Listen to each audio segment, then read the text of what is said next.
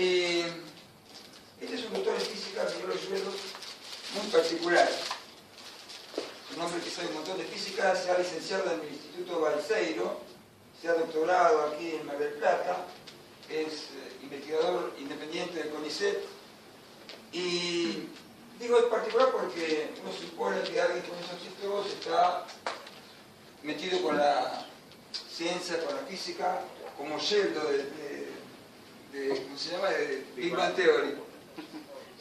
No, Miguel es amplio, se ha dedicado a muchas otras cosas, ha escrito un libro sobre ciencia ficción, con personajes llamados Siccus, que son creaciones del hombre, pero que adquieren conciencia.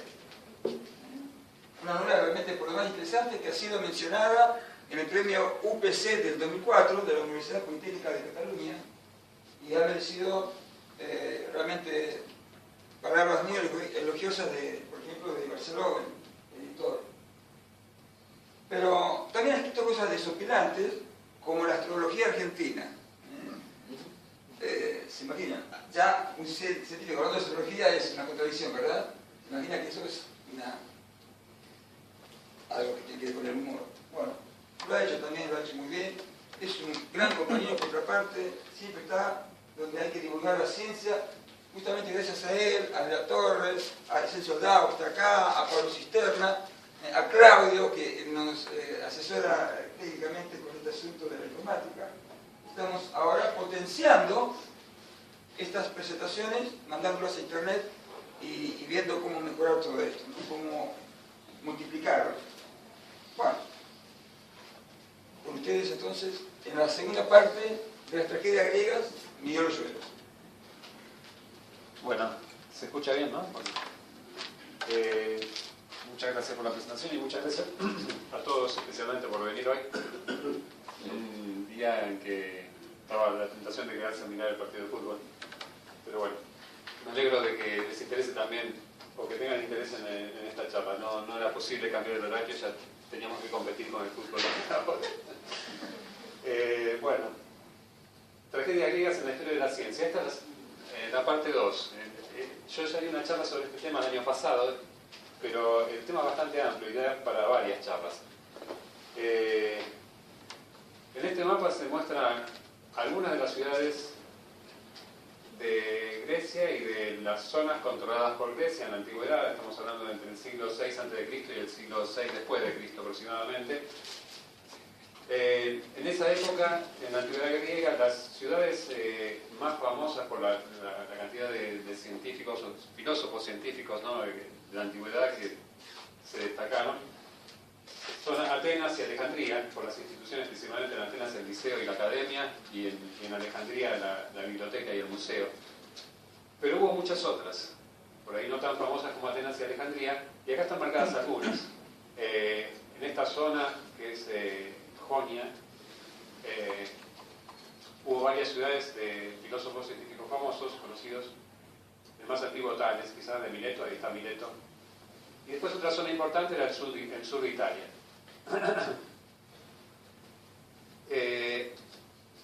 En esta charla voy a empezar donde terminé la anterior, que es en el atomismo. Es quizá la contribución más importante a la ciencia de estos filósofos científicos de la antigüedad. Esta imagen, bueno, por supuesto el atomismo griego tiene varias diferencias con lo que hoy llamamos el atomismo moderno. Los átomos para los griegos eran cosas indivisibles, átomos significa lo que no se puede dividir, y hoy en día lo que uno llama átomos sí se puede dividir, y en particular está formado por un núcleo con neutrones y protones y electrones dando vuelta alrededor del núcleo. Y el vacío tampoco es, el concepto de vacío de hoy, en día de la ciencia, no es el mismo vacío que imaginaban los griegos. El vacío hoy en día no está tan vacío como se suponían, porque existen lo que se llaman fluctuaciones cuánticas, que puede hacer que en el vacío surjan por momentos muy cortos pares de partículas antipartículas que después se aniquilan. Es como una efervescencia permanente en el vacío. El concepto de vacío hoy en día es diferente. Pero hay algo del atomismo griego que perdura en el atomismo moderno, que era la idea, el atomismo empezó en Grecia en el siglo V a.C. con Demócrito y Leucipo. Principalmente con Demócrito, de Leucipo no se sabe mucho, pero de Demócrito sí. Y lo que proponía Demócrito era tratar de entender el mundo, lo que uno observa del mundo, le llaman las propiedades secundarias, en función de las propiedades primarias de lo que compone el mundo, de lo que compone todo, de los átomos. Para Demócrito era más importante encontrar una causa que conquistar el reino de Persia. Y él se ponía contento cuando podía explicar, por ejemplo, que un sólido estaba formado por átomos que tenían forma de gancho, que se unían entre sí y eso le daba rigidez a este objeto sólido. En cambio, un gas, por ejemplo, estaba formado por átomos féricos que no se enganchaban entre sí, entonces se podía circular a través del gas. Las cosas del atomismo se empezaron a complicar si uno quería explicar propiedades más complicadas como el color o cosas por el estilo. Pero esa idea fundamental de tratar de entender lo que uno observa en función de cosas a nivel microscópico, de partículas, estas partículas que llamamos átomos, es algo que subsiste todavía hoy y que forma parte del atomismo moderno. Los átomos, bueno, el atomismo llevó mucho tiempo hasta que logró aceptarse y recién a partir de 1982 con la invención del microscopio de efecto túnel se pudieron ver átomos directamente. Esta es una fotografía de átomos, una superficie de grafito de acá del soldado que está presentado del Intero. La longitud esta del costado son 2 nanómetros. Un nanómetro, o sea, la mitad de esta altura, para tener una idea de lo que es un nanómetro, es difícil imaginarse esas distancias tan pequeñas, pero uno se puede imaginar la milésima parte de un metro, es fácil imaginar, es 1 milímetro. Ahora uno tiene que seguir, la milésima parte de 1 milímetro es 1 micrómetro. Y ahora, si uno hace otra vez la milésima parte de 1 micrómetro, ahí recién llega al nanómetro.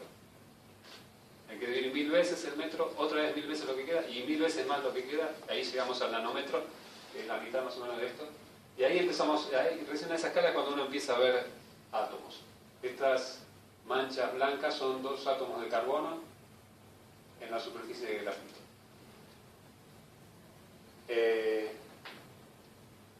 El atomismo griego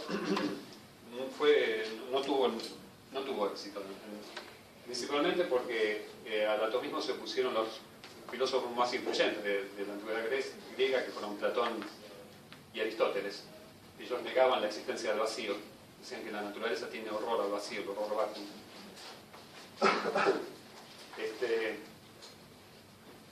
Y más adelante también el atomismo quedó asociado a Epicuro, otro filósofo importante ahora entre el siglo II y III, entre el siglo III y IV antes de Cristo.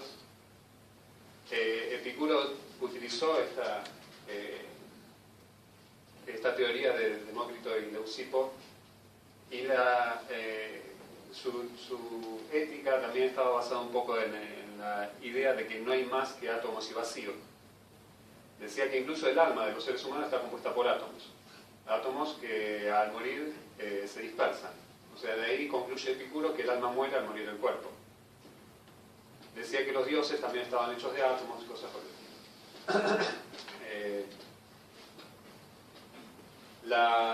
estilo. Epicuro también decía que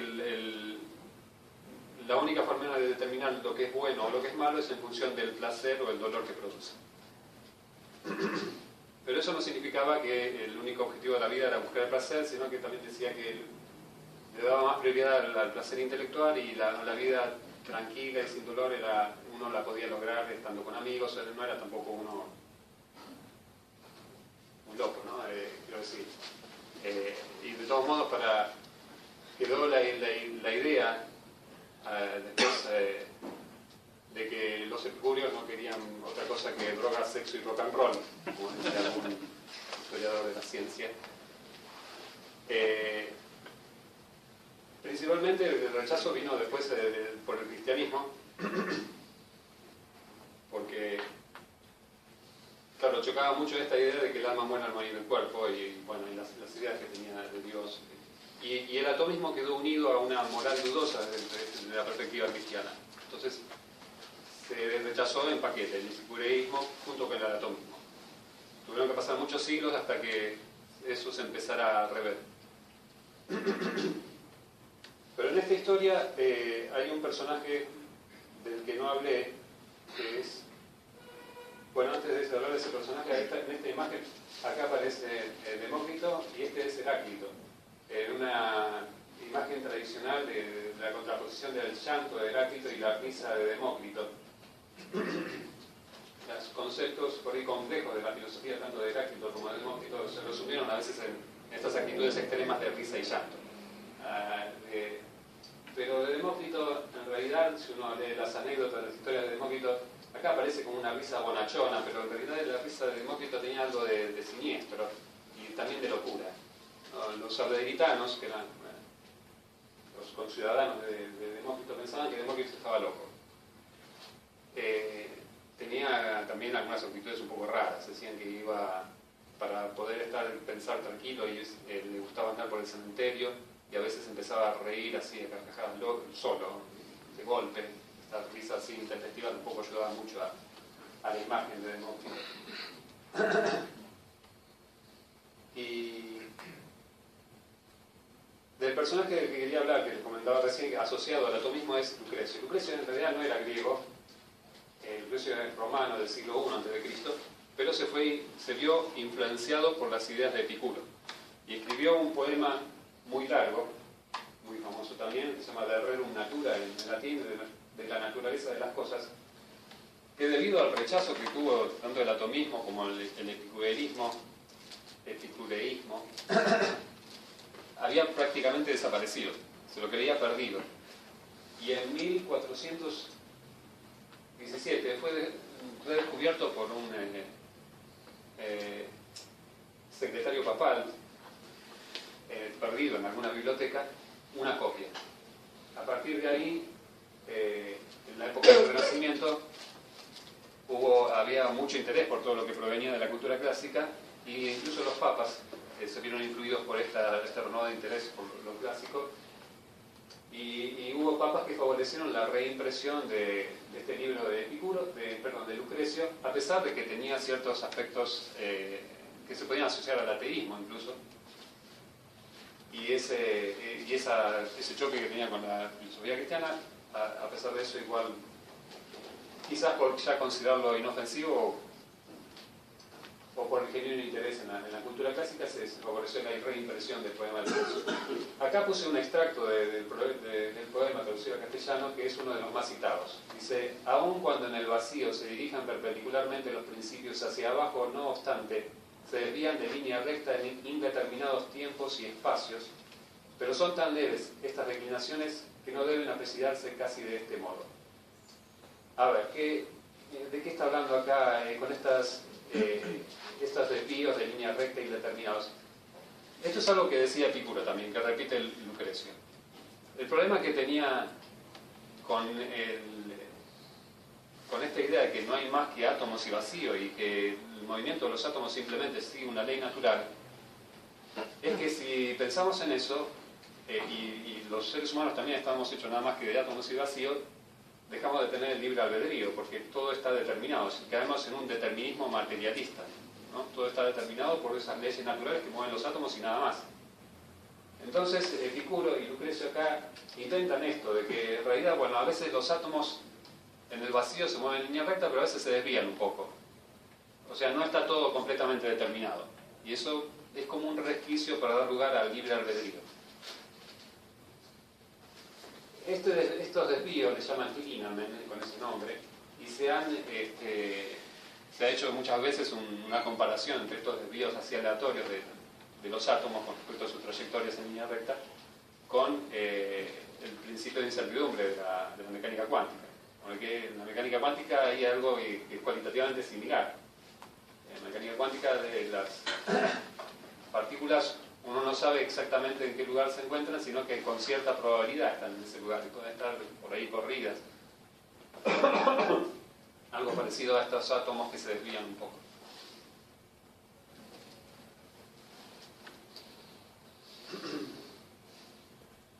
Lucrecio en la historia de la ciencia no juega un papel muy importante. Muchas veces se lo considera más un transmisor de conocimientos que un creador de conocimientos nuevos. Y hay algunas partes del poema que realmente no estaban mal directamente, pero hay algunas ideas que para mí son muy importantes y que creo creo que sirven para... que se adelantaron mucho a su tiempo, que creo que sirven para tener un mejor concepto de Lucrecio como personaje en la historia de la ciencia. Me refiero principalmente a esta parte del poema que habla sobre la caída de objetos en el vacío. Miren lo que dice. Es verdad que en el aire o en el agua aceleran los cuerpos su caída según su pesadez, porque las aguas y el fluido del aire a todo cuerpo no pueden resistir del mismo modo. Ceden más fácilmente a los más graves, mas no sucede así con el vacío. Ninguna resistencia opone al cuerpo. A todos igualmente les da paso, por lo que los principios, desiguales en sus masas, moverse en el vacío deberán todos con igual presteza. Los principios, usa la palabra principio de acá para los átomos, que dice, desiguales en sus masas, moverse en el vacío deberán todos con igual presteza. Este extracto, esta parte del poema de Lucrecio se adelanta en más de 1600 años a los experimentos de Galileo, en la Torre de Pisa. Cuando Galileo se subía a la torre, cuando son experimentos, en realidad se supone que es más leyenda que historia, pero bueno, la leyenda de Galileo dice que se subió a la Torre de Pisa, agarró unas esferas de madera y otras de metal, las dejaba caer desde la Torre de Pisa y veía que caían a la misma velocidad, que caían casi exactamente al mismo tiempo al piso. O sea, objetos de distinto peso caían igual. Y si había una pequeña diferencia, en realidad era debido únicamente a la resistencia del aire. Y eso es lo que dice acá Lucrecio. Y no solamente dice que caen con la misma velocidad, también explica muy claramente cuál es la causa de que a veces veamos que objetos de distinto peso caen a distinta velocidad, simplemente porque tienen por la resistencia del medio. Dice, las aguas y el fluido del aire a todo cuerpo no pueden resistir del mismo modo. Por eso ceden más fácilmente a los más graves, o sea, a los más pesados. Los más pesados va a caer más rápido una piedra que una pluma. O sea, en esas cosas Aristóteles, después vamos a ver que decía lo mismo, tenía razón. Una piedra cae más rápido que una pluma. Pero acá lo explica claramente Lucrecio que eso es debido a que el medio cede más fácilmente a los más pesados. Pero si no hubiera medio, porque esa diferencia la diferencia está causada por el medio, por la resistencia del medio, pero si no hay medio, Lucrecio especula que esa diferencia ya no existe más y los objetos tienen que caer con la misma velocidad en el vacío cuando esa resistencia desaparece. Y eso es una extrapolación, un razonamiento que o sea, que no tenía una cámara de vacío para poder comprobarlo, pero que funciona, que es así, ¿no? Acá se ve bueno, este es un video famoso de una misión del Apolo 15 en 1971, creo que es, aproximadamente, que deja caer un martillo y una pluma y se ve que caen los dos juntos. Y siempre esto se presenta como una confirmación de las ideas de Galileo, de que los objetos, a pesar de que tengan distinto peso, caen con la misma velocidad. Pero eso es algo que dijo Lucrecio muchísimo antes, más de 1600 años antes.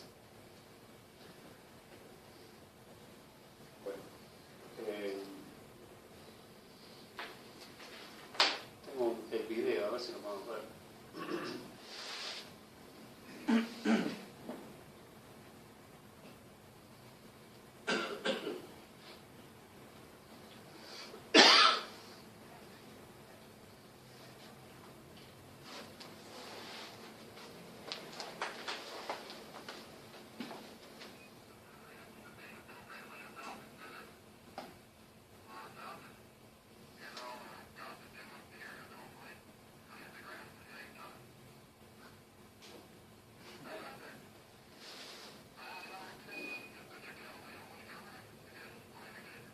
Yo estaba no cierto, dicen, y se pegan saltos de contento.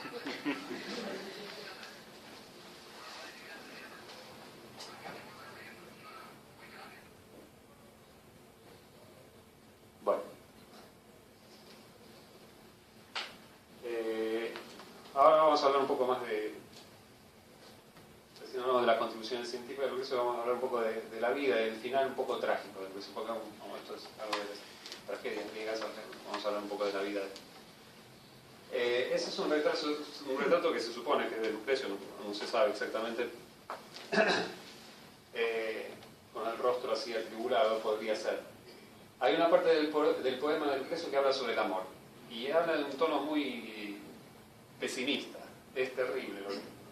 por ejemplo, ahí puse una parte, dice, pero un semblante hermoso y peregrino solo deja gozar en nuestro cuerpo ligeros simulacros que arrebatan miserable esperanza por los aires. Y después hay cosas peores todavía, ¿no? Recomienda no enamorarse, pues es un tango, en otras partes del poema. El final de Lucrecio es bastante terrible. Según San Jerónimo, que escribió bastante después de la vida de la época de Lucrecio, Lucrecio en algún momento tomó una poción para el amor, no se sabe, no explica si la tomó por propia voluntad, se le hicieron tomar sin que lo supiera, y hubo un problema, no sé si en la falla de la receta o la poción esta por el amor produjo un conflicto interno con el rechazo que él sentía por el amor, que lo volvió loco, enloqueció. Entre los ataques de locura escribió algunos libros, dice San Jerónimo, quizás de la Rerum Natura, pero al final se suicidó. A los 44 años enloqueció y se suicidó. Bueno, por supuesto nunca podremos saber si la cosa fue realmente así o si es una historia un poco inventada para decir que Lucrecio no escribió más que locuras.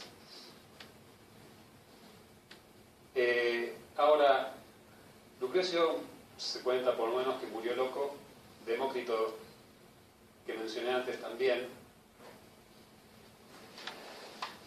Sócrates tampoco era del todo normal. Decía que un daimon, un demonio invisible lo guiaba, que solamente lo escuchaba. Este daimon o demonio no eran de naturaleza necesariamente malvada, como después sucedió con la tradición cristiana, sino que podían ser espíritus bondadosos. También algunos suponen que sufría de ataques de catalepsia, porque había momentos en los que hay anécdotas que se cuentan en las que Sócrates queda como petrificado, duro, así, durante horas, en apariencia meditando en algún problema, y después de golpe empezaba a caminar como si no pasara nada. Ataques de catalepsia. Estos son algunos ejemplos de filósofos o científicos de la antigüedad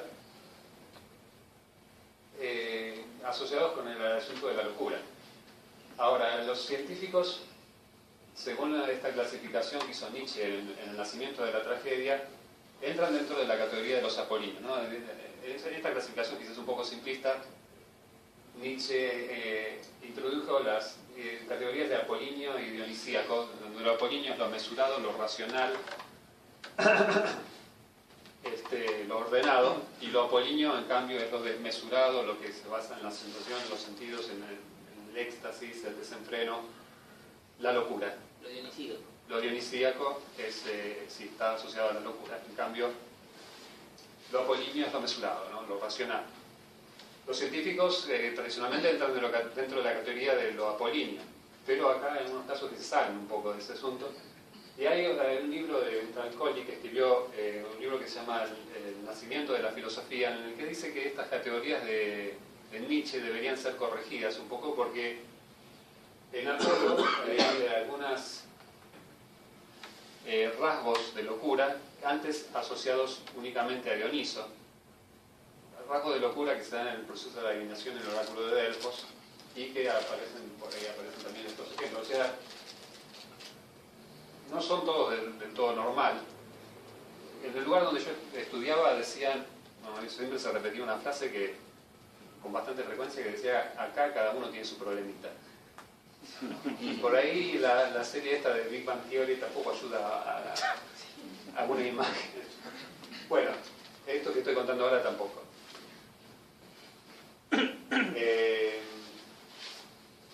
Por ahí habría que estas categorías de apolíneo y dionisíaco, la verdad que son bastante arbitrarias. Y tampoco se puede generalizar, ¿no? No es que todos los científicos sean como los del Big Bang Theory y como los que estoy presentando acá. Pero bueno, estamos viendo estos ejemplos. Ahora que mencioné a Sócrates, vamos a ver un poco más de Sócrates y de su método. En realidad Sócrates, el principal interés de Sócrates no fue la ciencia, no hizo contribuciones científicas, sino más la ética y la epistemología. Sin embargo, igual tiene un papel importante en la historia de la ciencia, principalmente por su método, por el método que se llama el método socrático, o de escrutinio, que es un antecedente fundamental del método científico. del escrutinio riguroso el método socrático consiste en hacer preguntas acerca de los fundamentos de las afirmaciones que uno está haciendo y hacer después preguntas acerca de esos fundamentos y ver si eso se sustenta en forma sólida. En aquella época, estamos hablando con Sócrates del siglo V a.C., incluso antes en el siglo VI, esto empezó con, fíjense, hay una influencia importante acá de los asuntos políticos en la ciencia y en la filosofía, porque cuando surge la democracia en las ciudades griegas,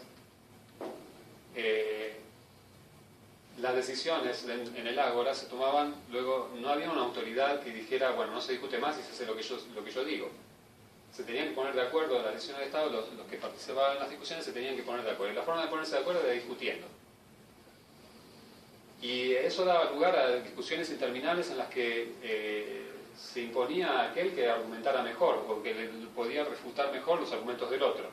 Eso dio lugar a un desarrollo de técnicas de diálogo, de dialéctica, de retórica, para poder ganar en esas discusiones. Y esas técnicas después tuvieron influencia en el resto de la cultura griega, en particular en la ciencia. Eso dio lugar a una renovación sin precedentes, este pensamiento crítico, este afán por imponer las ideas con argumentaciones lógicas, por analizar críticamente las opiniones de los otros, dio lugar a una renovación en las ideas en el campo científico en Grecia que no se le había dado en ningún otro lugar. Las filosofías, las posturas filosóficas o científicas duraban una generación. La generación siguiente eran cambiadas, renovadas y reemplazadas. Bueno, algunas sí, otras duraban más, bueno, depende de cada caso. Ahora, el método socrático es también una técnica de diálogo o una dialéctica en la cual el objetivo no es solamente cuestionar las opiniones del otro, sino también las de uno mismo. Por eso Sócrates dice: una vida sin examen no es vida. Y cuando habla de una vida sin examen no es vida, no solamente examinar a los demás, sino también examinarse de uno mismo, las opiniones de uno. ¿En qué se basan las opiniones de uno mismo? En el método socrático, el objetivo de ir así haciendo este escrutinio, bueno, estas preguntas que hacía Sócrates incomodaban muchas veces a los otros, y se lo llamaba el moscardón de Atenas, por la forma en que de así se ganó amigos y enemigos, ¿no?, en Atenas. El objetivo es llegar a un punto en el cual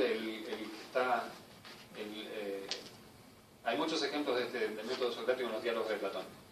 Y siempre es el Sócrates el que va haciendo preguntas que termina destruyendo la posición inicial del interlocutor. Pero una vez que el interlocutor se encuentra en esa situación en que ya no cree en lo que creía antes, ahora está en una situación más favorable para encontrar la verdad, según él.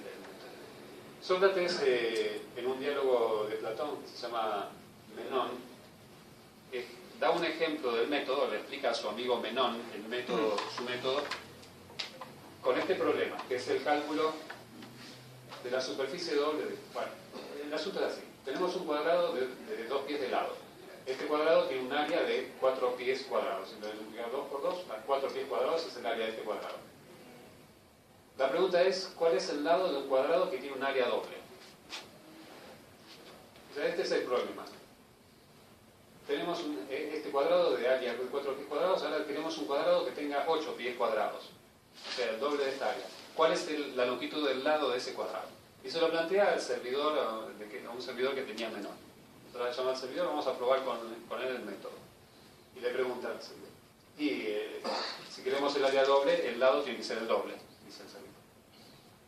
Bueno, dice Sócrates, está bien. Entonces el doble, hacemos un cuadrado de 4 pies de lado, pero acá, si vemos la figura, acá hay un cuadrado como el que teníamos antes, acá hay otro, acá hay otro y acá hay otro. Son 4. O sea, el área que tenemos ahora es 4 veces, no 2. Ah, sí, se da cuenta. Entonces está mal. Entonces tiene que ser más chico el lado, no puede ser 4 pies. Y tiene que ser mayor que 2 y menor que 4. 3 pies, dice el servidor. Bueno, 3 pies. Entonces calculamos el área de un cuadrado que tiene 3 pies de lado. 3 por 3 son 9. Y lo que necesitamos es un área de 8 pies cuadrados. Tampoco sirve. Y entonces le insiste Sócrates al servidor. Si no podés decirnos cuál es la longitud del lado, al menos mostrarnos cuál es en el gráfico. Y al final el servidor dice, no lo sé, Ni como diciendo, ya hice todo lo que podía, no puedo. Y ese es el momento en que, según Sócrates, el servidor se ve liberado de las certezas que tenía antes. Entonces, una vez que se ve liberado de los conocimientos falsos, está más predispuesto a encontrar la verdad. Porque nunca lo hubiera buscado antes, porque antes estaba convencido de que sabía, pero no sabía en realidad. Todo eso se lo va explicando Sócrates a su amigo Menón. Entonces Sócrates ahora empieza a hacer otras preguntas y le dice a su amigo que lo vigile, que él solamente va a hacerle encontrar la respuesta correcta, solamente haciendo preguntas y sin decirle la respuesta, y que le pida a su amigo que lo vigile, que vea que no va a decirle nada, solamente pregunta. Empieza preguntando haciendo esto. Él dibuja, este era el cuadrado inicial, dibuja otros 3 a los costados y traza las diagonales. Así está. Entonces, cada diagonal divide en 2 partes iguales cada uno de estos cuadrados. Y le pregunta al servidor, ¿cuál es el área de la parte del medio? El servidor dice, no entiendo. Bueno, hacemos otro dibujo. ¿Cuál es el área de esto? En mitades, en las mitades del cuadrado original. Tenemos 1, 2, 3, 4 mitades. ¿Y cuál es el área del cuadrado original? En las mitades son 2. ¿Y cuánto es 4 de 2? El doble. Entonces dice, este cuadrado tiene el área doble que este. Muy bien, ahí llegó la respuesta sin que se la dijera directamente. Esto lo usa Platón, en realidad en los diálogos de Platón, cuando habla de Sócrates, no está claro hasta dónde llegan las ideas de Sócrates y dónde empiezan las de Platón, está todo mezclado, ¿no? Platón utiliza todo esto después para apoyar su filosofía idealista de que el mundo en realidad que observamos es pura apariencia, lo único real son las ideas que tenemos, eso, las ideas que es la realidad, las ideas es lo inmutable eterno, las apariencias son perecederas. Los seres humanos también tenemos una parte real que sería el alma y otra parte que es pura apariencia que es el cuerpo. Tenemos esa dualidad. Según Platón, el alma es eterna y el alma del servidor cuando uno nace, olvida todo el conocimiento y a medida que avanza en el tiempo puede ir recordando. Entonces, no es que el servidor aprenda esto, sino que ya lo sabía de antes. Con estas preguntas es como que le hace recordar, es la reminiscencia de este conocimiento. Entonces el método socrático lo utiliza Platón para apoyar esa idea de que este conocimiento ya existía de antes. Pero en realidad, por supuesto, las preguntas también transmiten algo de información, porque al servidor nunca se le hubiera ocurrido lo del tema de la diagonal si Sócrates no se lo hubiera dibujado. O sea, es algo un poco discutible.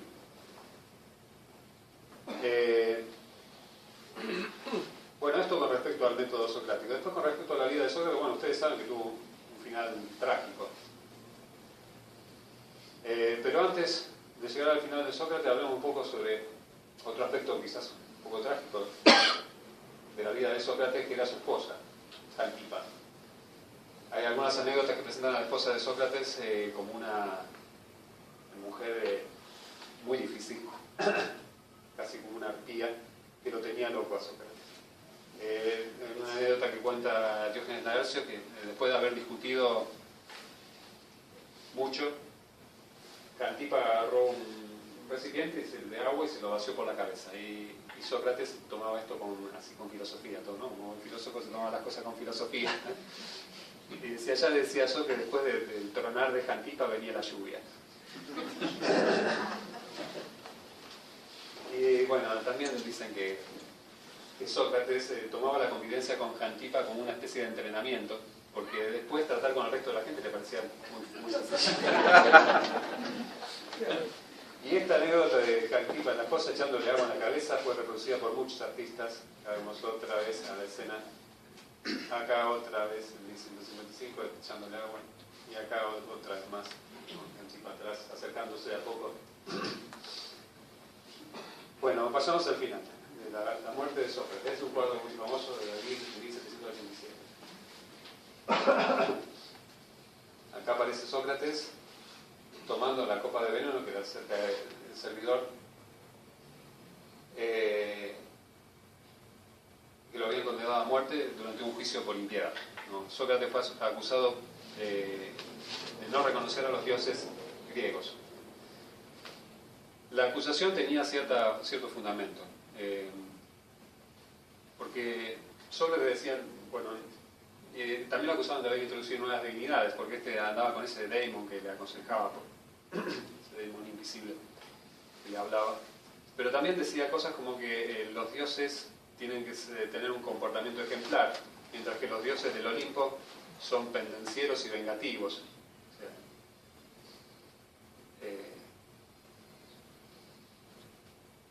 pero aparte de eso, la fama de Sócrates de impiedad, de no reconocer a los dioses, también vino de la mano de Aristófanes, que lo había planteado en unas obras de teatro que habían tenido mucho éxito en Atenas, cuando en la época que Sócrates tenía 40 y pico de años, se había estrenado una obra que se llamaba Las nubes. En esa obra aparece el ateísmo de Sócrates. El personaje principal de la obra se llama Strepsíades. Strepsíades es una persona que tiene muchas deudas, tiene muchos problemas económicos, está muy flaco también por esos problemas, y lo que decide es aprender retórica para poder enfrentar a sus acreedores en un juicio. Quiere aprender a lo que decíamos antes, ¿no? A argumentar y a discutir. Y los que enseñaban retórica eran los filósofos. Entonces acude a Sócrates para aprender. Le pide a Sócrates que le enseñe.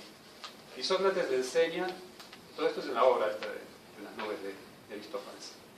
Pero antes de empezar con el tema de retórica, le enseña sus principios básicos filosóficos y le presenta las nubes. Entonces aparece detrás en el escenario unas nubes, aunque alguien lleva. Y le dice a Strepsíades, lo primero que tenés que aprender es que estas, le muestra las nubes, son las únicas diosas. Todo lo demás son pamplinas, dice. Y el otro se queda asombrado. ¿Cómo? Dice, ¿y Zeus? Dice, ¿qué Zeus? Eso son tonterías, ese ni siquiera existe, dice. Así es como lo plantea Aristófanes. Ese ni siquiera existe, dice Sócrates. ¿Pero cómo? Se queda asombrado Strepsíades. Pero entonces, ¿y la lluvia cómo se produce? Eso es lo primero que me tenés que explicar. Y con esta, por supuesto, demuestra las nubes. Si no, si fuera Zeus el que produce la lluvia, tendría que poder hacer llover sin nubes. Ah, se queda pensando. Con eso es un buen punto, dice. Y después le explica a Sócrates que los truenos se producen por el choque de las nubes en el aire. En el aire, todo el inmenso aire que tenemos encima de nosotros. Y Strepsíades era un poco escéptico y dice, ¿y eso quién se lo va a creer? Bueno, dice, yo te lo voy a explicar con tu propio cuerpo. Le dice, cuando vas a las fiestas panateneas y tomás mucho caldo de carne y empezás a sentir unos ruidos en el estómago, le dice. Y empezaron unos ruidos cada vez más fuertes. Sí, dice el otro. Entonces Strepsíades se va entusiasmando. Sí, dice, y al terminar son unos ruidos como un trueno. Eso, dice. Y Sócrates le dice, si de un vientre tan pequeño como el tuyo, porque era muy flaco, pueden salir ruidos tan grandes. Imagínate todo el aire infinito que tenemos encima nuestro, ¿cómo no va a poder posible que se produzcan truenos? Y así le explica entonces Sócrates. Esas obras en aquella época habían tenido mucho éxito. Me parece todavía extraordinario que uno todavía se pueda reír de algo que se escribió hace 2400 años atrás. El asunto es que habían tenido mucho éxito y que eso había impuesto ya la fama de Sócrates de impiedad, de que no creían en Zeus, que creían en sus propias cosas. Y Platón incluso dice que a Sócrates le fue más difícil responder a las risas del teatro que a las acusaciones en el juicio. Finalmente, bueno, Sócrates es condenado a muerte, tiene que tomarse el veneno. Acá en este cuadro se ve, que aparece acá, teniéndole la rodilla, es, ¿cómo es? se llama? Critón, que era un amigo de Sócrates que había intentado convencerlo de que se podía escapar de la prisión. Él se entendía con el carcelero, pero Sócrates no acepta. Todo el resto de los compañeros lamentándose. Sócrates le pide que muestren firmeza en los últimos momentos, que no llore, que muestren firmeza. Él bebe con serenidad. El que aparece acá, ahí atribulado, es Platón. Platón, en el cuadro este de David, está fuera de lugar y de tiempo. En realidad, se supone que Platón no estuvo en el momento de la condena de Sócrates, y también era mucho más joven en ese momento, tenía alrededor de 28 años. Acá en el cuadro aparece como un anciano. Y aparece por la relevancia que tiene Platón en la historia, ¿no? Porque Platón es el que escribió todo. De hecho, acá abajo, si ven, están los rollos de los papiros de Platón. Y es como si todo lo que está sucediendo en la escena, Platón ya lo hubiera vivido y lo hubiera escrito. Por eso de ahí se hace el aire resignado que tiene Platón. Finalmente, bueno, Sócrates bebe la cicuta, empieza, por lo que cuenta Platón, a caminar por la celda hasta que siente que las piernas no lo sostienen más, entonces se acuesta, se cubre. El sirviente le toca las piernas y le pregunta si las siente. Sócrates dice que no. Empiezan a enfriarse los miembros, y cuando el frío, Sócrates se tapa la cabeza con la manta, y cuando el frío ya le está llegando al abdomen, se descubre y le dice a Critón: debemos un gallo a Esculapio, por favor paga esta deuda. Y Critón le dice: bueno, está bien, ¿no tenés otra cosa que decir?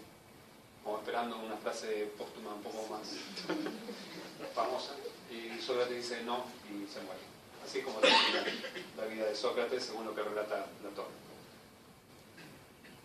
Ahí es interminable la cantidad de estudios que se han hecho sobre los diálogos de Platón acerca de Sócrates, tratar de distinguir hasta dónde llegan las ideas de Sócrates y dónde las de Platón, y el significado de esta última frase póstuma de Sócrates.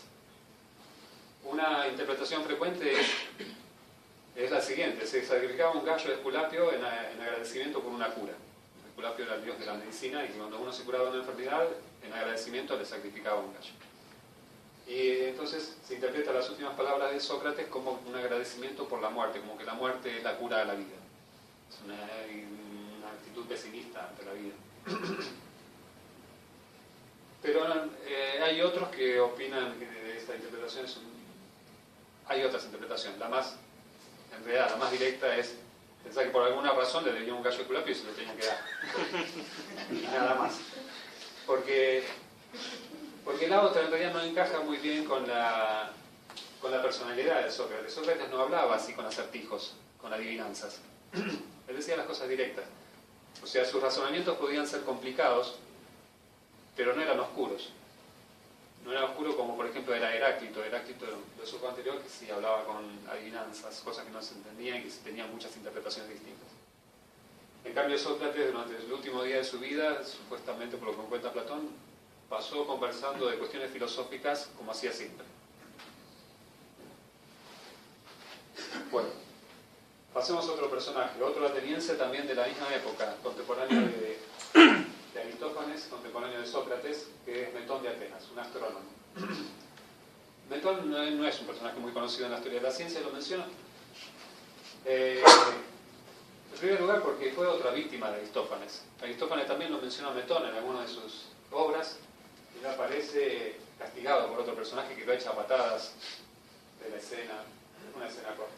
Bueno, la importancia de Metón en la historia de la ciencia es por haber propuesto lo que se llama el ciclo metónico, el calendario metónico. Es un ciclo que combina los ciclos lunares y ciclos solares. Los principales comportamientos cíclicos que uno observa en la naturaleza es el giro, bueno, desde una perspectiva geocéntrica, suponiendo que la Tierra está quieta, el giro del Sol alrededor de la Tierra con respecto a las estrellas fijas, que tarda un año, y el giro de la Luna alrededor de la Tierra, que tarda alrededor de un mes. Pero esos ciclos es difícil compaginarlos, o sea, en un año solar no hay una cantidad exacta de ciclos lunares. Filósofos de la antigüedad Grecia son Sócrates, Platón y Aristóteles. ¿No? Sócrates maestro de Platón y Platón maestro de Aristóteles en la academia de Atenas. Sócrates y Platón eran atenienses, pero Aristóteles no. Aristóteles era un macedonio de esta gira en la ciudad en el norte de Grecia. Y fue, acá en esta escena se lo muestra enseñando a Alejandro Magno, fue un tutor de Alejandro Magno, que era también macedonio. Aristóteles, bueno, vivió durante el siglo IV a.C. y lo primero que quería hablar sobre Aristóteles era sobre sus ideas acerca del tiempo y del movimiento. Esto que hay acá son extractos de algunos textos de Aristóteles. Decía, no podemos dejar de investigar qué es el movimiento, porque si ignorásemos lo que es, necesariamente ignoraríamos también lo que es la naturaleza. El tiempo es medido por el movimiento y el movimiento por el tiempo.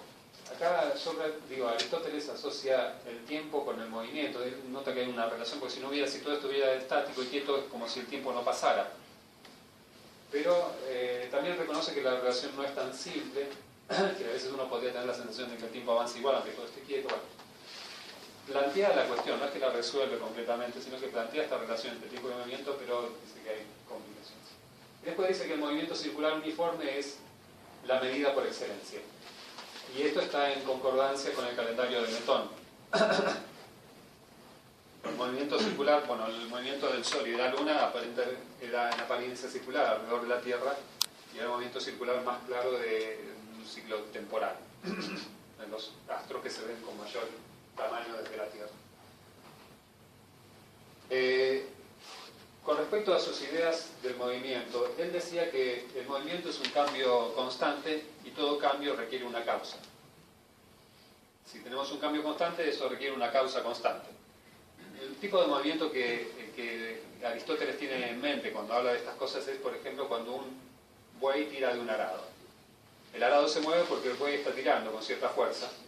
Cuando deja de tirar, se queda quieto. Pero hay situaciones en las cuales uno hace fuerza solamente en el momento inicial, cuando al arrojar una flecha, y después se sigue moviendo. Entonces la pregunta es, en estos casos, ¿cuál es la causa que mantiene el movimiento? Este era un problema ya que se le complicaba en su teoría. Y acá es donde empieza con cosas estrafalarias. Porque el argumento que dice Aristóteles, que después fue muy criticado, y que también era bastante absurdo, era el siguiente: a medida que la flecha se desplaza, las partículas de aire que están adelante de la flecha tienen que pasar a ocupar la parte de atrás. Hay un movimiento del aire de adelante hacia atrás, y cuando llega a la parte de atrás, es lo que impulsa la flecha hacia adelante.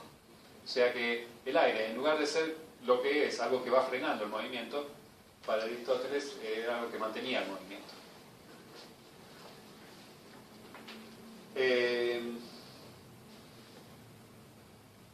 La idea acerca del movimiento de Aristóteles, básicamente, de una forma más o menos resumida, es esta: que la velocidad de un objeto, este símbolo significa proporcional, es directamente proporcional a la fuerza motriz, a la fuerza que lo mueve, e inversamente proporcional a la resistencia. En el caso de caída libre, la fuerza motriz es simplemente el peso del objeto. O sea que si uno deja caer un objeto, va a caer con una velocidad que es proporcional al peso e inversamente proporcional a la resistencia. Y esto es algo que,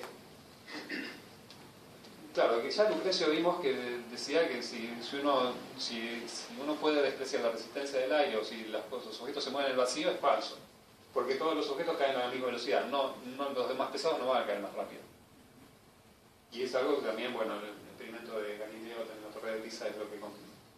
Pero la situación es diferente si la resistencia es grande, o si el objeto alcanza una velocidad muy grande. Si está cayendo una caída libre por una distancia muy alta, llega un momento que la resistencia es tan grande que la velocidad no sigue aumentando. Se alcanza lo que se llama la velocidad límite. Y en ese caso, la velocidad límite sí es proporcional al peso. Y es algo que de hecho se puede deducir utilizando la mecánica newtoniana.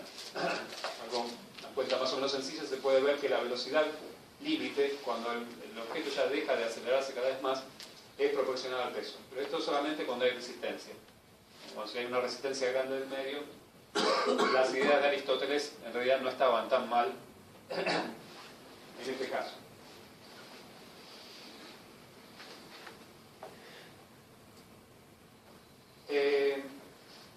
Hacia el final de la vida de Aristóteles, en el 323 a.C., sucedió que Alejandro Magno se muere durante sus campañas, antes de poder regresar a Grecia, y empieza a haber un clima anti-macedónico en Atenas importante, porque Atenas sentía la expansión de Macedonia, impresionante expansión debido a Alejandro Magno de Macedonia, como una amenaza a su autonomía.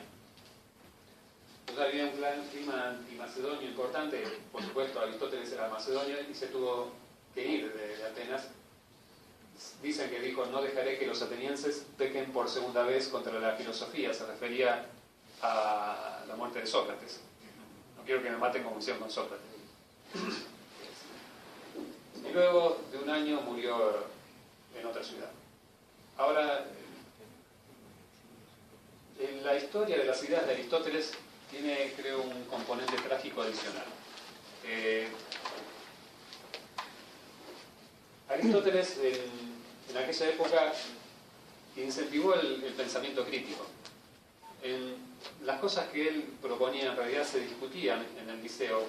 El liceo fue la otra institución, aparte de la academia que se fundó ahí en Atenas, famosa. Y sus seguidores podían analizar de forma crítica las propias ideas de Aristóteles. De hecho, hubo seguidores o sucesores de Aristóteles que contradijeron las ideas de Aristóteles. Por ejemplo, la existencia del vacío, la existencia del primer motor en el universo, o cosas por el estilo. Sin embargo, Aristóteles se transformó como en una especie de héroe del conocimiento. Fue quizás el último ser humano capaz de asimilar prácticamente todo el conocimiento de su época. Después fue necesaria la especialización, algo que después no fue posible. Pero es impresionante la cantidad de conocimiento que logró acumular Aristóteles durante su vida. Y se transformó en una autoridad casi en cualquier materia, y una autoridad que no se discutía durante siglos.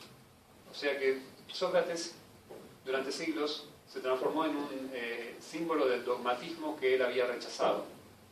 Y eso se transformó también en un obstáculo para el avance científico, especialmente durante la Edad Media. Disculpa, ¿Sócrates o Aristóteles? ¿Les dije Sócrates? Sí. Perdón, me estoy mezclando todo. Aristóteles. Sí, Aristóteles. Aristóteles decía se transformó en un símbolo de ese dogmatismo que él mismo había rechazado en el liceo. Más tarde, a partir del siglo XVII, la excesiva fama póstuma de Aristóteles se transformó en un rechazo excesivo también, porque todos los libros de algún tipo de investigación que se empezaron a publicar a partir de ese momento tenían que empezar con alguna crítica a Aristóteles. O sea, se fue, fuimos de un extremo al otro. Aristóteles, con respecto a la ciencia en general, decía que las ciencias tienen siempre su origen en la admiración o asombro que inspira el estado de las cosas. Y que ir en busca de una explicación y admirarse es reconocer que se ignora. O sea, que cuando uno trata de entender algo, de explicarse algo y ver que no puede y darse cuenta que lo ignora, es lo que motiva esa admiración o ese asombro que produce, es lo que motiva el origen de la ciencia, lo que estimula la curiosidad, y es algo, por supuesto, es el motor del avance de la ciencia desde hace siglos. Bueno, acá esta es una imagen un poco comprometida de Aristóteles y Filis. Este es Aristóteles, aunque no lo parezca. Ahí está en 4 partes. Esta ilustración es del siglo XVI e ilustra una fábula del siglo XIII. Una fábula apócrifa, pero bueno, es una fábula sobre la vida de Aristóteles. Ilustra el Lai de Aristóteles. Es una canción, una fábula en forma de canción que cantaban los trovadores en el norte de Europa. Y es de Aristóteles y Filis. Filis es la mujer que está sentada arriba de Aristóteles.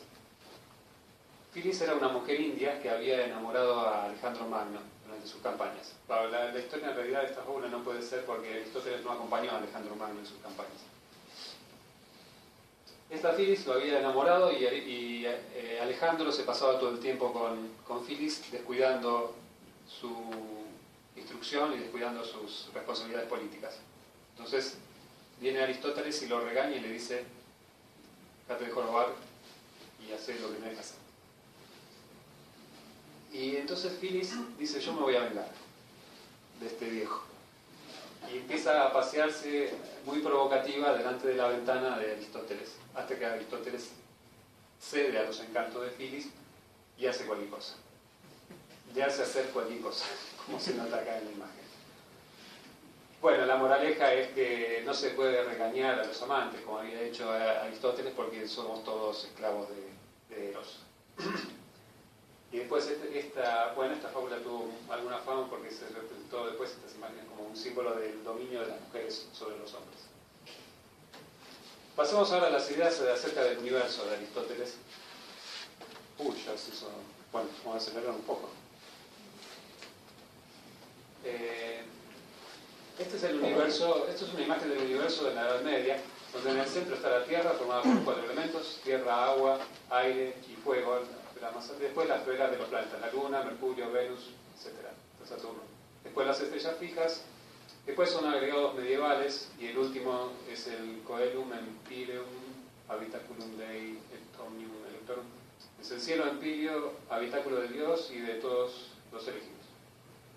Bien, este es el modelo de esferas del mundo de Aristóteles, pero más que de Aristóteles es de Eudoxo, anterior a Aristóteles, y que en realidad es bastante más complicado de lo que insinúa este esquema sencillo, porque cada círculo asociado acá a un planeta es en realidad una sección de una esfera, pero en realidad no es una sola esfera, sino cada planeta tenía asociadas 4 esferas, para poder explicar una cosa más o menos complicada que ya se observaba desde la antigüedad, que es este movimiento, el movimiento de retrogradación. Por ejemplo, acá está mostrado el de Marte.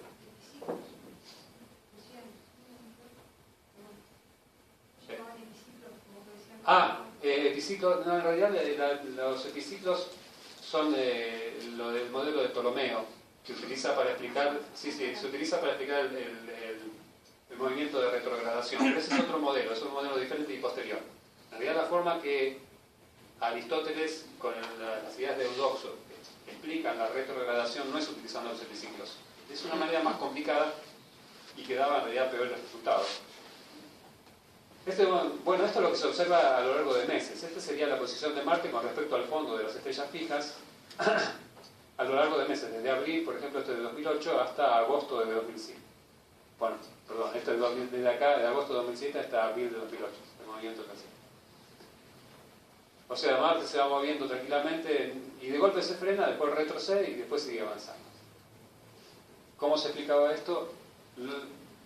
Eudoxo lo explica con una curva que se llama hipopeda,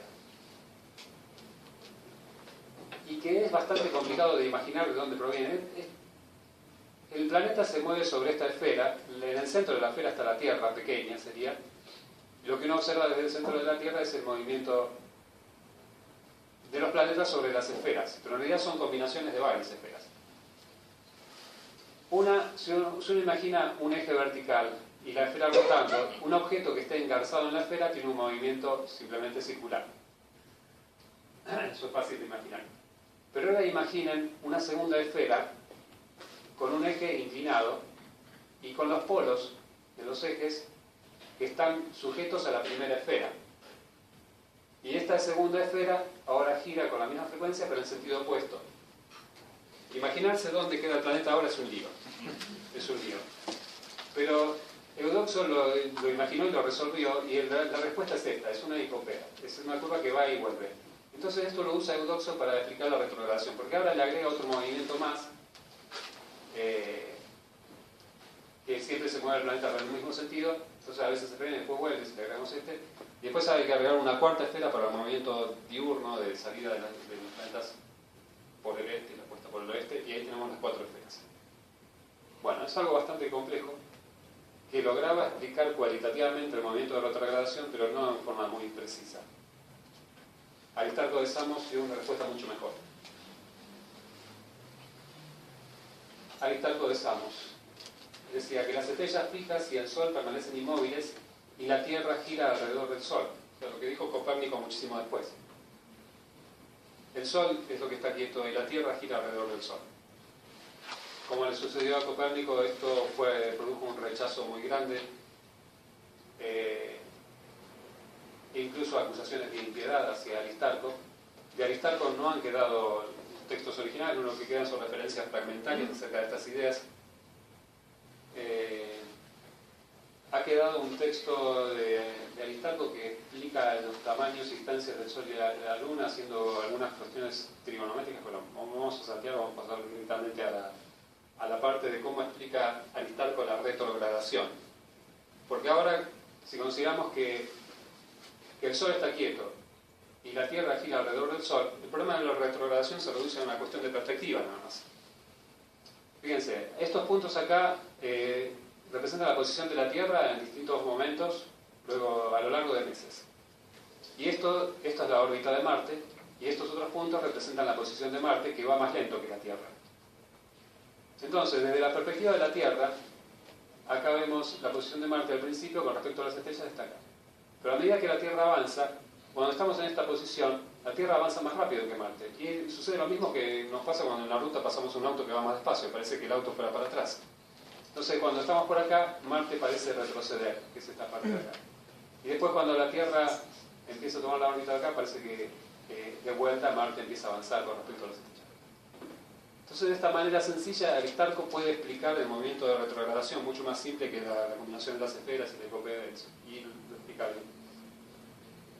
Pero no tuvo ningún éxito. Esto fue rechazado y el modelo del universo que perduró después fue el de Ptolomeo, que es un modelo geocéntrico en el cual sí aparecen los epiciclos que mencionaba recién, la combinación de deferente y epiciclo. Pero hoy me parece que no vamos a tener tiempo para hablar de eso.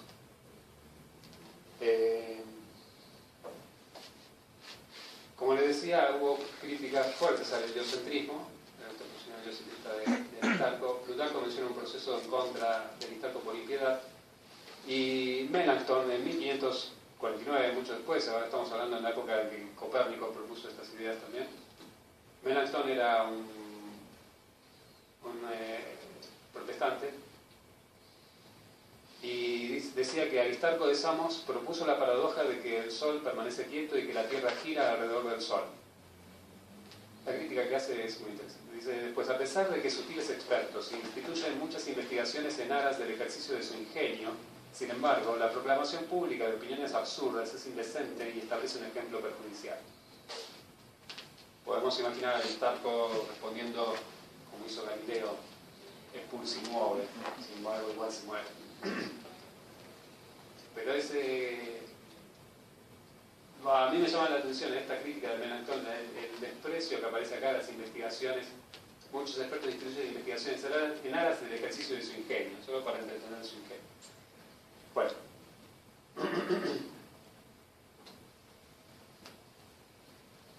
Por último hablo de Eratóstenes y ya terminamos. Eratóstenes, del siglo III a.C. Eratóstenes vivió en Alejandría y fue el primero en medir la circunferencia de la Tierra con bastante precisión. La circunferencia de la Tierra es de 252.000 estadios, decía.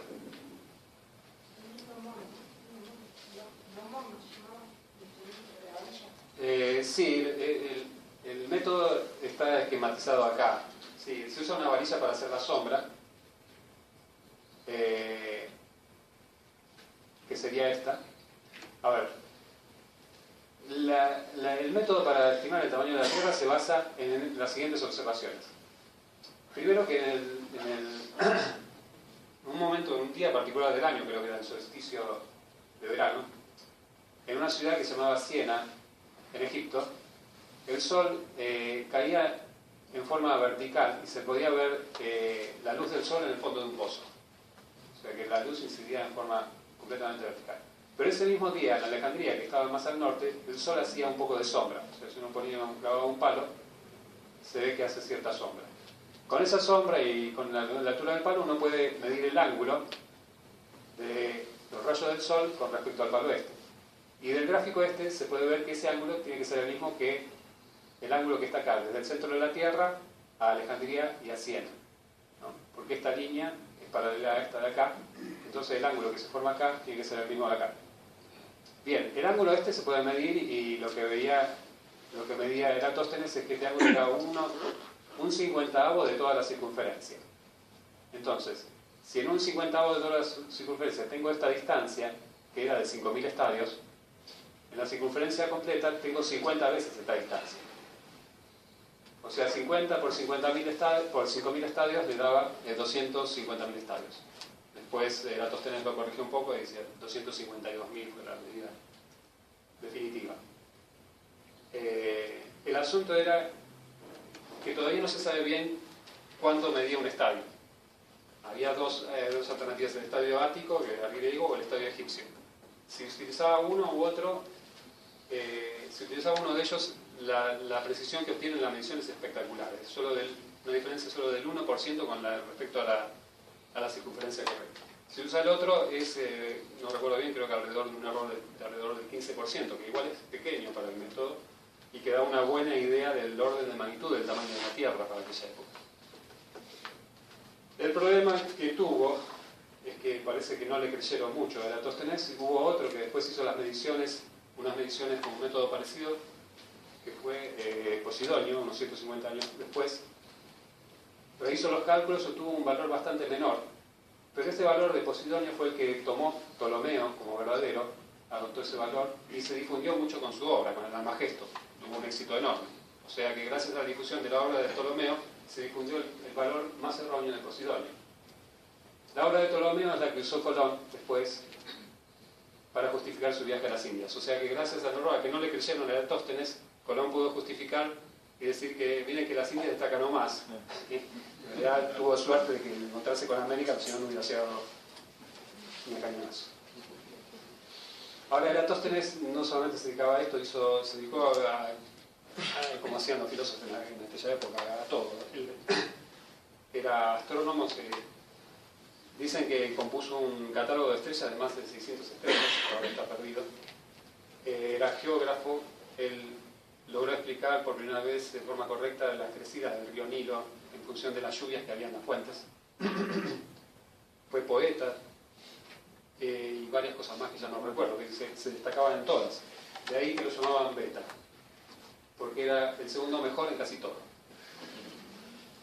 Pero eso de ser el segundo mejor, claro, uno no sabe si lo tomarlo como una crítica o como un halago, porque por ahí ser el segundo mejor en casi todo es más notable que ser el mejor en una cosa. Hoy en día existe el proyecto de Eratosthenes, que acá en Argentina y en otros países de América hacen la medición de la Tierra en las escuelas de la secundaria. Es un proyecto coordinado por el Departamento de Física de la Universidad de Buenos Aires, por el Laboratorio Pierre Auger, la Universidad Técnica de Mendoza y la Asociación de Física Argentina. Si lo buscan por internet lo van a encontrar, y en muchas escuelas que con elementos muy simples y con un poco de ingenio logran obtener una medición que parece realmente asombrosa, lograr medir todo el tamaño de la Tierra. Bueno, con esto terminamos. Muchas gracias.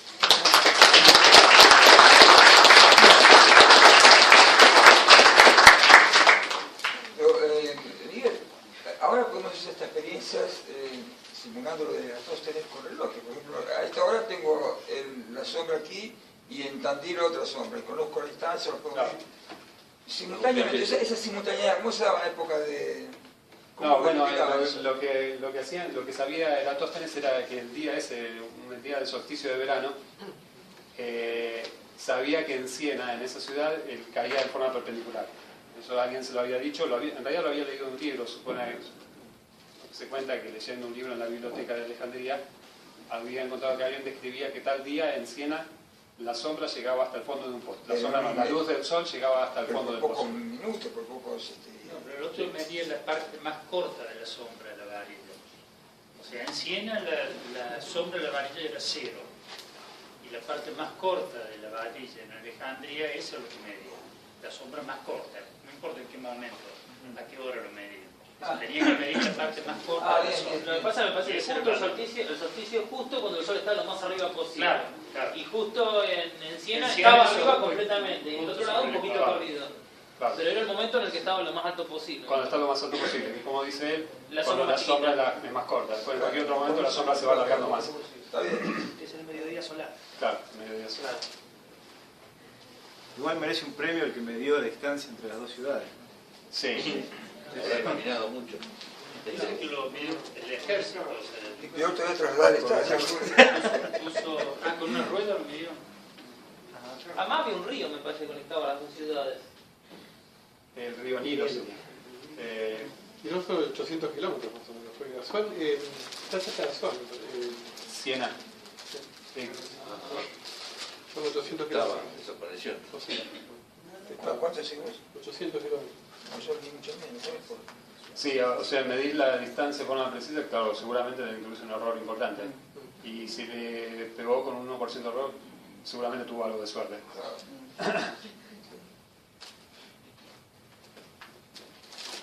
¿Alguna pregunta? ¿A qué le faltan estas direcciones electrónicas? ¿Para web?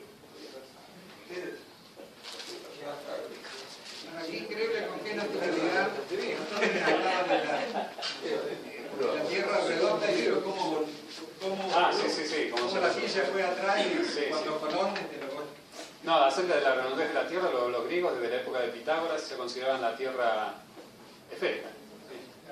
Sí, hubo otros que por ahí era una cuestión política el tema de que la Tierra era plana, porque realmente entre la gente con conocimiento todos sabían que era redonda. Sí, había muchos indicios de la Tierra redonda, la sombra en la Luna, en los eclipses de Luna, el palo de los barcos, sí, o sea, todo eso. Era más una cuestión política comunista. Ahora, una pregunta, por curiosidad. Se decía que cuando pasó lo que pasó con Sócrates, en ese momento Grecia no solamente estaba en guerra, sino que había una situación así media de... Sí, había un conflicto entre los oligarcas y los demócratas. Y eso influyó para que... Sí. ¿Cómo? Y eso influyó para que... Sí, posiblemente. A Sócrates, por lo que yo he leído, estas cosas también a veces dependen de cómo se interpretan los textos de Platón, que tampoco por ahí se pueden tomar completamente objetivos.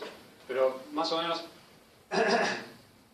Sócrates se lo consideraba más cercano a los oligarcas que a los demócratas, pero criticaba a ambos y tenía enemigos de los dos lados. A veces se apoyaba a uno, a veces se apoyaba a otro. Se supone que había cuestiones políticas en la acusación contra Sócrates, pero bueno, él tenía la facilidad de ganarse enemigos de los dos lados por los cuestionamientos que hacía.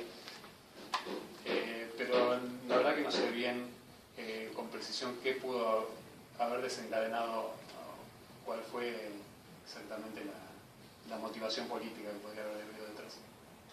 Una cosita más, Montaner, no el cantante, sino el teórico liberal, sacó hace mucho tiempo un libro que se llama Los problemas del siglo XXI, no sé qué, donde hace un seguimiento del espíritu griego, digamos, ¿no? Cómo va por el mundo, ya que nombraste la Edad Media, cómo va sorteando, cómo tiene los enemigos, porque por supuesto uno admira todo lo que se pensó, ¿no? No sé si termina en Norteamérica, cosa que no es tan improbable. También vos podés ver eso, se puede ver ese espíritu griego, ¿viste? De la innovación. Sí, a ver, yo no sé si llamarlo espíritu griego, pero lo más admirable de aquella época para mí fue cómo se expandió el pensamiento crítico. O sea, lo que realmente fue una revolución del conocimiento fue que los griegos aplicaron el pensamiento crítico en todo, lo que produjo esa renovación notable de ideas en cada generación.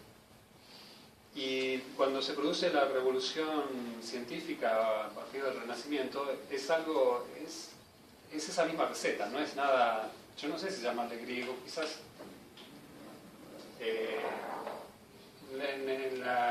durante la cultura griega fue la primera vez que se notó con mucha fuerza la aplicación del pensamiento crítico en forma extendida. Quizás hay muchos factores que influyen también, ¿no? Las bonanzas económicas, el comercio, el contacto con otras con otras civilizaciones ahí cercanas, con Mesopotamia y Egipto, donde Grecia había tomado la base de sus conocimientos, pero al principio, cuando estamos hablando del siglo VI a.C., la ciencia en Grecia estaba muy detrás de la ciencia en Egipto o en Mesopotamia, y en poco tiempo lo superó completamente. En poco tiempo, gracias. Los textos en Mesopotamia o en Egipto eran textos milenarios que pasaban milenios y eran siempre más o menos igual. En cambio, en Grecia, en pocas generaciones, lo pasaron por arriba e hicieron una revolución notable. Y yo creo que el punto clave es ese, la aplicación del pensamiento crítico, que después volvió a resurgir durante el Renacimiento y la revolución científica posterior.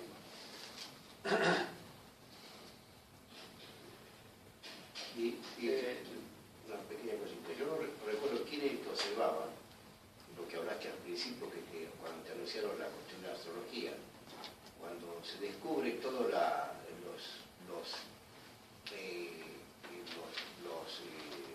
largavistas, digamos, todas esas cosas, también tiene auge la astrología, una cosa parece que va a venir ahí. Sí, por supuesto, la astrología... No, la astrología, digamos... Como pseudociencia. Que hace astrología, claro, la que... Sí. Una cosa y la otra, ¿no? Sí, claro, en la antigüedad estaba todo mezclado, ¿no?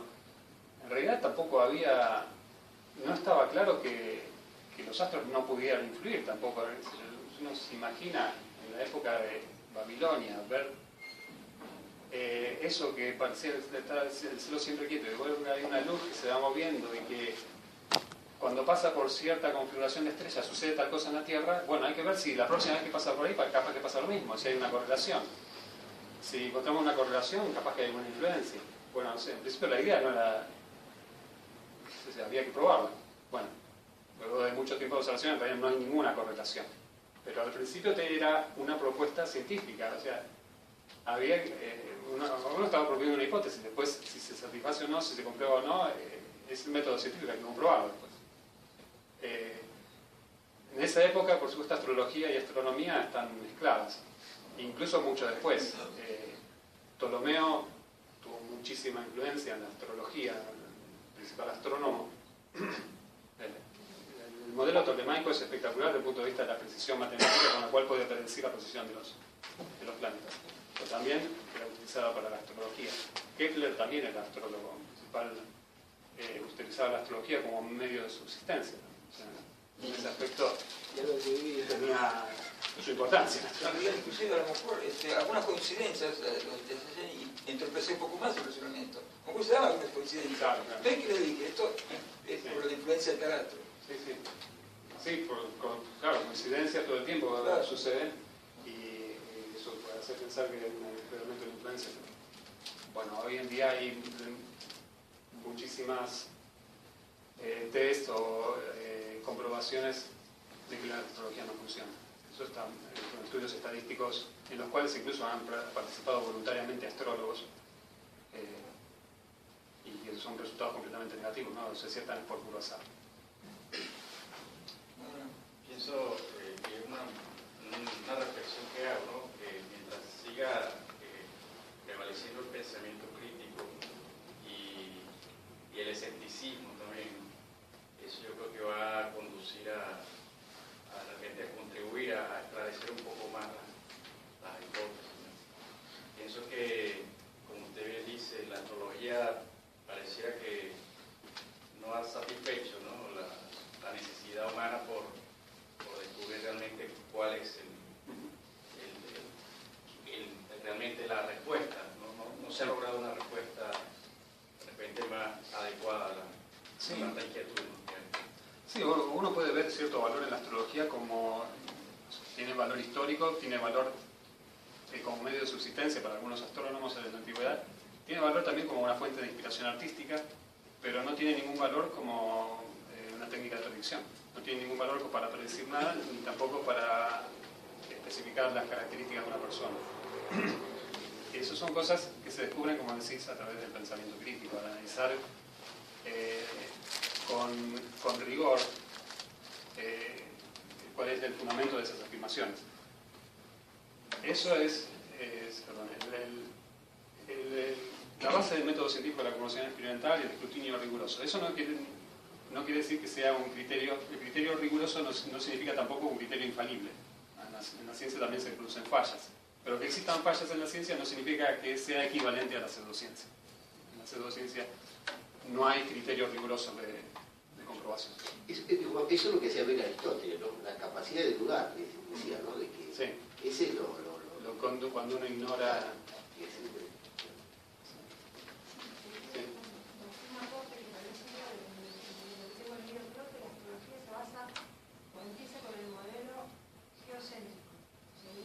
Sí, sí. Directamente al cambiar el modelo, cae. Sí, no, esa es una, pero tiene cosas todavía peores. La astrología ignora el movimiento de precesión de los equinoccios, ¿no? Es una cuestión que ya se sabía de la época de Hiparco, en el siglo 2 o 3 a.C., que es que las constelaciones se van desplazando. Están corriendo, sí. O sea que el que es de Piscis, por ejemplo, no no es de Piscis hoy en día, sino de no me acuerdo qué es. Además dice que hay una constelación más, pero porque en realidad son infinitas, pero visibles a ojos de gente. ¿Qué nomás? Acá el caballero me preguntaron, cuando el ejemplo que pusiste de Aristóteles y la flecha, entonces dice que cuando cae no hay aire. A ver, ayúdame a explicar. Yo, de lo que yo sé o he leído, el fundamento de Aristóteles que decía que las cosas buscan su lugar natural. Sí. Y la causa del movimiento es una fuerza. Entonces, bueno, las fuerzas no se terminan, ¿no? Es la acción del arrojamiento. Pero dice que incluso cuando cae no hay aire, también hay que haber preguntado por qué hace un difícil la parábola, ¿no es cierto? Sí, bueno, cuando cae, en realidad sigue habiendo aire, pero lo que pasa es que no existe más, tratando de interpretar lo que quería decir Aristóteles. Exactamente, ese es el punto. Tratando de interpretar la posición de Aristóteles, si todavía hay aire, pero no se produce como no hay movimiento, las moléculas de aire que están adelante no pasan atrás, no siguen pasando atrás porque adelante ya no tiene más, o porque se está clavada en la tierra, o cosas por el estilo. No hay aire y ahí cesa el movimiento. No hay aire adelante. Miguel, invitamos a la gente a la próxima charla. Sí. Digo, a la hora, porque acá no van a acordar. La próxima charla no es el mes que viene, sino en agosto. La verdad, el doctor Alberto Latorre, ¿te acordás el título de tu charla? Todavía no lo pensé. Es más, se acaba de enterar que la tiene que dar en agosto. Va a tener algo que ver con la electrodinámica, cómo la electrodinámica es la puerta de entrada a la relatividad y a la cuántica. Muy lindo. Y en septiembre continúa Pablo Cisterna con su tema de astronomía, ¿verdad? Bien. Luego veremos qué hacemos en esas 2 fechas de noviembre. Gracias por venir. Ah, siempre el segundo viernes de... Pues suena enterar por los servicios que hacemos.